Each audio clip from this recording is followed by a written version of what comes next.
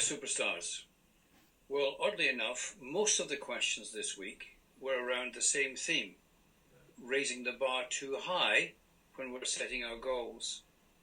My problem with that question is that at the back of my mind, we may be thinking about failure. Let me explain what I mean by that. Let me take you back a few years when Bill Sweetenham was the national coach for swimming in the UK. It was just before Olympic Games, and he was asked by the press, "What are your goals? What are your targets?" And he said, "To win every medal." To which the press laughed, of course, and one of the guys said, "But you can't do that." To which he said, "Well, let me get this straight. Are you asking me to compromise my goals before I even start?" Now that kind of reminded me about another quote from Michelangelo, when he is reported to have said, "Our greatest problem is not aiming too high and falling short, is aiming too low and hitting the target." You see, we can't confuse aspiration with expectation. We must consistently aspire to going beyond expectation, to going beyond what other people think are our limits, because just enough is very seldom good enough in our world, where we're trying to be better today than we were yesterday, every day. Closely connected to that concept is a lesson I learned when I was Scottish national coach.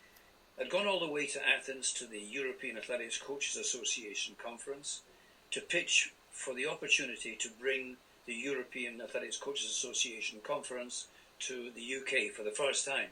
And we won. We got the deal. So 2 years later it was going to be in Edinburgh. Unfortunately, it was one of the coldest winters in history. Up in the Highlands it was minus 23, I understand. In Edinburgh it was around minus 14. There was snow everywhere. It had been that kind of weather all over Christmas, and the conference was going to be on the 4th of January. The university we were going to hold it in, Heriot-Watt, had a fantastic lecture theatre that was geared up for simultaneous translation. Unfortunately, the university switched the heating off at the beginning of December and switched it back on again on the 3rd of January. So it was like an icebox in that lecture theatre. Coaches were sitting there with scarves around their necks, their hats on, their coats on. Snow on the coats were melting, steam was coming off them, they were breathing out steam. I swear in the front row, all you could see were heads above a sea of mist. Well, I was mortified. All of that organisation and these guys were suffering. So I went to see my boss, Bob Adams, fantastic guy, one of the finest men I've met in my life. And he said to me, "Frankie, you know your problem?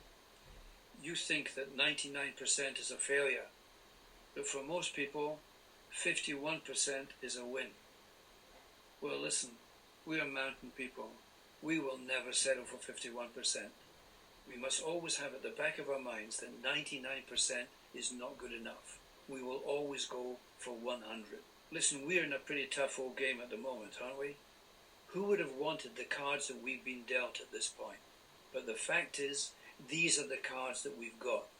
This is the hand we have going into an arena to fight a brutal, brutal opponent called COVID-19. In this arena, only 100% wins, not 51%. But we will win in this arena, just as we win in every arena that we are engaged in, if we bring character, resolve, energies, and above all else, imagination to the party. When we do that, we will win. I believe that because I know we all share the same mindset that John F. Kennedy reflected in addressing Rice University when the United States had decided to go to the moon. He said to the students, "We are going to the moon and do these other things, not because they're easy, but because they are hard." But even then, it's often the case that we look at a big problem in front of us, a big goal is to be achieved, a big mountain is to be climbed, and we think, wow, it's just too much. Well, how to solve that problem, I think, was best explained to me by listening to the words of a young man called Dalton Grant. He was a high jumper I had the pleasure of coaching, and the occasion was the Seoul Olympic Games. Well, I don't know if it happens now, but after the Games, I used to get together with the head coaches from other countries. We'd go out for a beer, well, more than one beer, and we'd talk about the next Olympic Games, and then we'd work out the performance targets that people would need to get medals at the next Olympic Games. So sitting on the flight coming back next to Dalton, Dalton saw what I had in front of me and asked me what they were, and I explained.